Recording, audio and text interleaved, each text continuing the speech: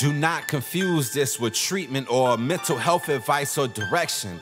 Nothing on this podcast is made to supplement or supersede the relationship and direction of your mental health caretakers. Although David Kozlowski is a licensed marriage and family therapist, he is not functioning as a certified mental health professional in this environment. And same applies to any professional who may appear on the Light the Fight podcast.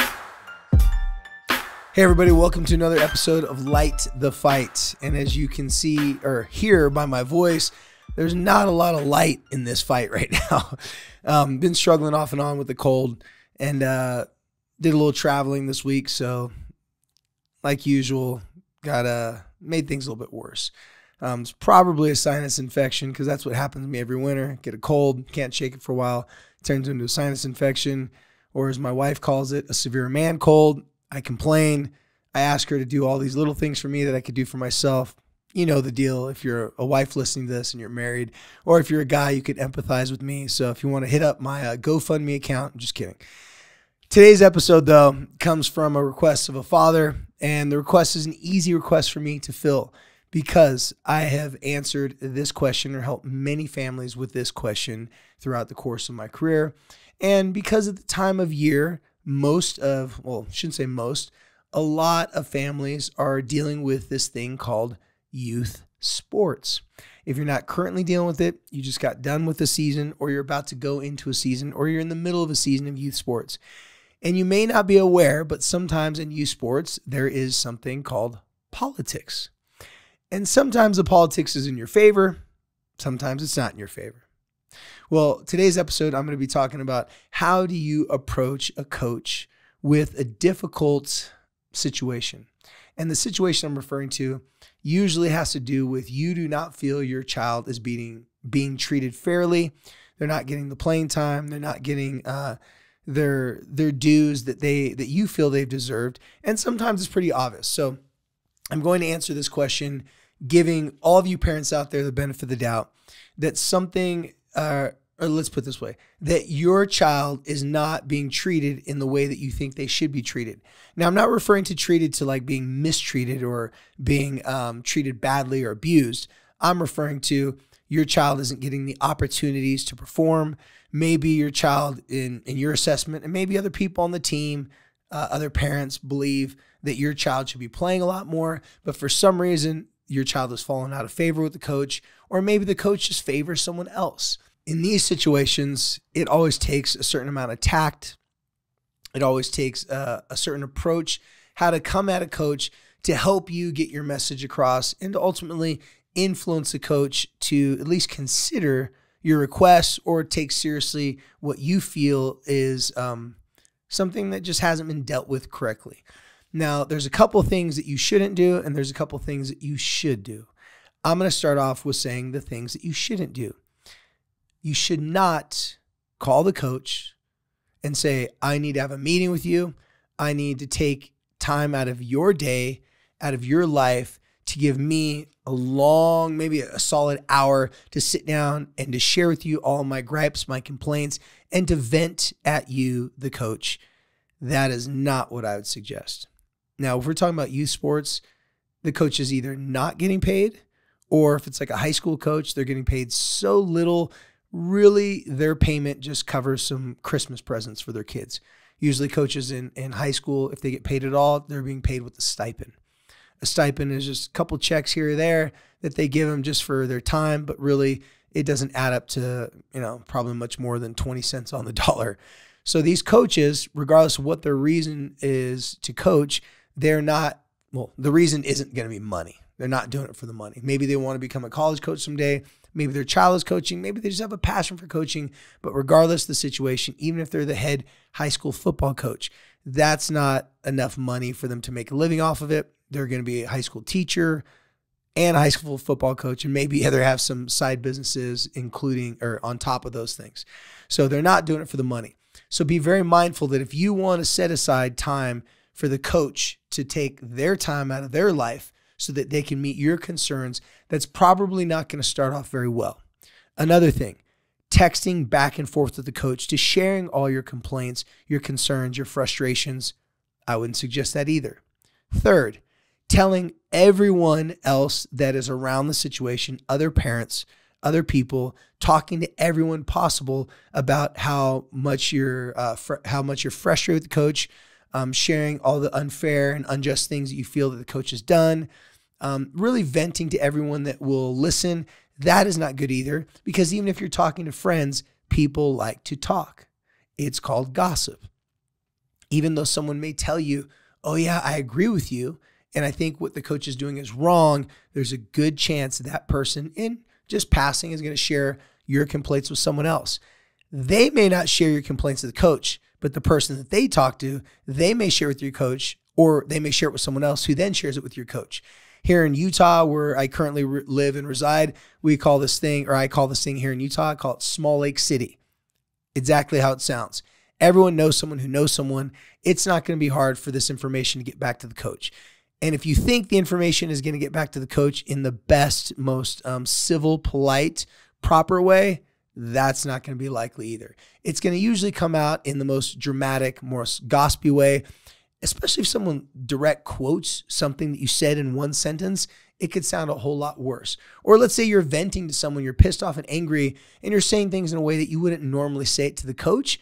That may get communicated to the coach to make you sound like you're way angrier than you really are. Or if you are really that angry, it may be too raw in a way that you wouldn't communicate to the coach. So definitely those three things are something that you shouldn't do.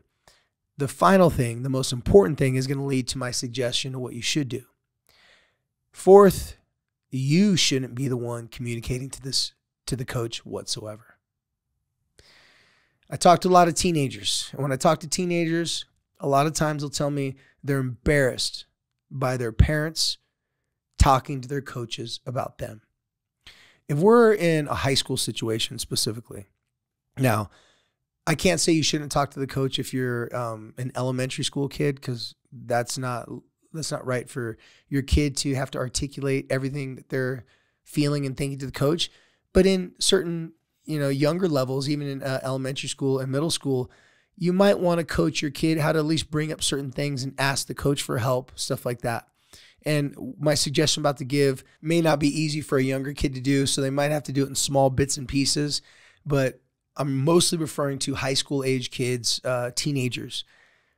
It's always best for you to help your kid speak to the coach instead of you speak to the coach for them. It does a couple things. It teaches your kid how to get better at something that's going to be a great life skill for them to learn. That's dealing with confrontational or potentially confrontational situations. Having your kid vent to you getting worked up and you getting pissed off, and then you go and talk to the coach, there could be a lot of details that are missed. As much as you love your kid, as much as your kid may be in the right and you may agree with your kid, there may be certain details that are left out when your kid shares a story about the interactions with them and their coach. Not because they're trying to leave out those details, but when people get emotional and people feel like someone's treating them unfairly, they tend to usually focus on the details that they're concerned about. They may forget about small actions and things that they've done to have warranted the coach's negative response, criticism, or maybe even not playing them as much. So you always want to help your kids get better at these potentially combative situations, difficult conversations. In life, they're going to have to talk to a boss, a manager, a partner, a spouse, a partner's parents, friends. These are scenarios that you only get better at diffusing or minimizing confrontation, or getting better at connection and seeing someone else's point of view if you practice in difficult situations that communication could possibly go south. Well, if your kid needs practice, which this is a great opportunity to practice this, because this is going to be important for them to be skilled at as they get older, then this is a good opportunity for your kid to communicate to their coach. Now, as their parent, you're going to want to coach them and help them, but you can't coach them and help them if you're worked off and you're pissed off and you want to fight and you want to go and you want to protect your child. You have to take off the hat as the protector and you have to work as the partner. To partner with your kids is a way to see them as they are equally capable of communicating certain things to the coach. Now, you may think that they're not good at it, or they have lacked at it, or maybe your kid may flat out just say, hey, could you talk to the coach because I'm too shy or embarrassed? Now, usually when I'm talking to teenagers, they'll either want their parents to not say anything at all, and then they don't want to say anything, and then the parents get frustrated, and the parents say, well, then fine, I'm just going to go say something. And so the kid says, well, fine, I'll just go talk to myself. And then the kid doesn't do a good job at it. Well, that's not good. Also, what's not good is for the parent to get pissed off and go running straight to the coach and possibly making the relationship worse for the kid. Most coaches will look at the kids, I'm not going to say contempt, but they'll look at the kids with, man, you narked me out to your parents. Now I got to get all this heat from your parents and have these long conversations with your parents. Why didn't you just come and talk to me? Now, the coach might not say that, and typically the coaches won't say that they're disappointed, frustrated, that you snitched on them, told on them, or made them out to be a worse coach than they really are, or made them out to look like they're being unfair to you. But if that does happen, meaning your parents come to the coaches and talk to them, high probability that that's going to affect, not in a good way, the relationship you have with your coach. It's true from my perspective that a lot of coaches look at kids in this generation and feel that kids in this generation are not capable of doing things on their own without running to their parents. I don't think that's a general blanket statement that is true, but a lot of coaches and a lot of adults, not just the coaches, just adults. And obviously if you're going to have a coach, that a coach has to be an adult. So a lot of coaches, aka adults, look at their past careers with the vantage point of, when I was younger, I just had to deal with it. If I wasn't good enough to play, I had to work harder. I had to earn my position. I couldn't have my parents go run and complain to the coaches. And to some regard, that might be true. In today's world, though, a lot of parents want to protect their kids from being hurt. If their kids don't feel happy, they feel the need to go run to the coaches. So parents listening to this, it's best for your kid to go to the coach. And it's best for you to help your kid go to the coach and coach them how to do it. So if you're emotional, if you're worked out and you're venting to your kid and then you give them advice coming from an emotional place where you're angry and upset, you're not coaching them very well. It's too personal for you. So whatever you need to do, maybe reach out to a friend, maybe re-listen to this podcast. You want to help your kid approach the coach in a way similar to this. Now, this is always my baseline. Now, I don't know every situation that may cause you to go talk to the coach about your kid not having a fair shot to play, because it's usually about playing time. It's usually about opportunities. Your kid could be a star player and the coach doesn't feature them. Your kid could be a person that's on the bench and every time they get in the game, they play great, but the coach doesn't play them a lot. There's lots of reasons for that. The coach may think, well, you're an underclassman, so the older classmen have priority. Some coaches are very loyal to the older kids, and even though the younger kids have a lot of talent, they want to play the older classmen. Some coaches don't want a really talented athletic kid to be the feature and to give that kid too much attention. So they'll slow down that kid's process or progress by giving them little bits of playing time. Or some coaches think that a kid's too cocky and needs to be humbled, and so they don't want to give them too much playing time because they feel it'll be bad for their ego. Regardless what the scenario is, if your kid goes and talks to them, it should sound something like this. Not a text message. It should be face-to-face. It should sound a little bit like this. Hey, let's say Coach Johnson, just making up a name. Coach Johnson, I was wondering after practice if I could talk to you just for a couple minutes. I just I have a couple questions to ask you that would really mean a lot to me if you could just take a couple minutes. Sure, Steve, just making up a name again. Yeah, I'd be happy to talk to you. So once no one is around, isolate them. Say, I don't want to take up a lot of your time. But I was wondering, throughout this past season or throughout the off season, I've been trying to pay attention to everything that you've coached us on, trying to focus on things I'm supposed to be doing. I feel that I've done really good in all these areas. And I feel like I could still do more. Obviously, I want to start. Obviously, I want more playing time. Everybody wants that. So I'm not here to complain to you. I'm just wondering, what are some things that I could do that maybe I'm not doing, or things I could get better at, that if I were to do those things, that would get your attention. It would show you that I'm trying to be the best player I can so that I can help out the team. Now, like I said, I obviously want to start, and maybe I'm not good enough to start. Maybe I get in the game and maybe I make mistakes. Whatever it is, I just want to get better for myself, but also so I can be a better teammate. I didn't want to come and complain to you. I didn't want to tell you that, why am I not starting to ask you a bunch of questions like what's wrong? I literally just want to ask you, what could I do to be better? That's how your kid should approach it. Now, at that moment, you could also say, and I've coached kids, I've counseled this, I usually tell them, and I know I'm catching you off guard, so you don't have to answer me right now, but if you could write a few things down or after practice, some things that are measurable. Because if you say like, if the coach says, well, you just need to hustle more. Okay, like in what situations? And take notes. If your kid pulls out a cell phone and take notes, now I don't think most kids will put a piece of paper and a pen because they probably don't have one on them, but I know they have their cell phone on them.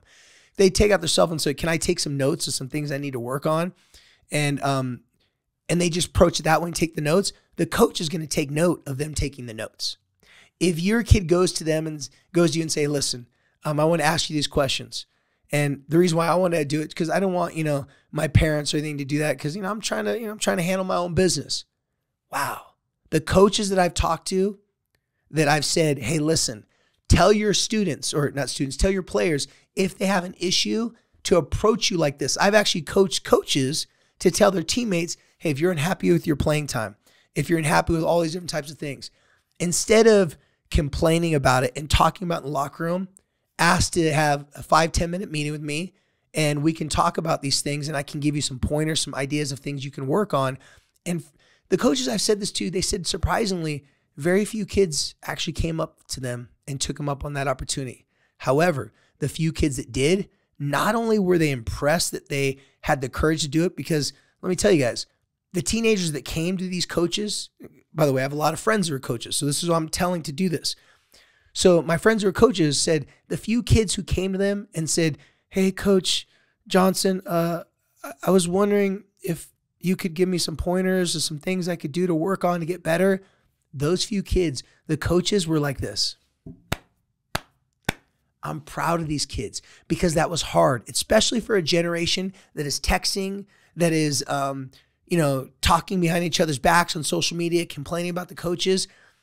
This generation, even more so than past generations, are more inclined to go around the coach, to complain about the coach, go to their parents, have their parents pissed off and go to the coach when they could just handle that between them. So that my friends that have said, the kids that have come to them and said, hey, coach, could I have some pointers? They said these kids didn't really communicate it that well. But because they were trying to communicate it, because they went out of their way to communicate it, the coach took the time and said, you know what?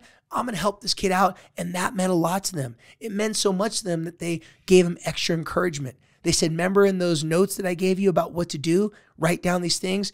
This week, you did a good job in this one. Keep on going. I'm going to throw you in the game a little bit extra. I'm going to give you an opportunity to play a different position that maybe I don't think you're great at, but you said you wanted to try this position. Let's get you in there so you can see for yourself.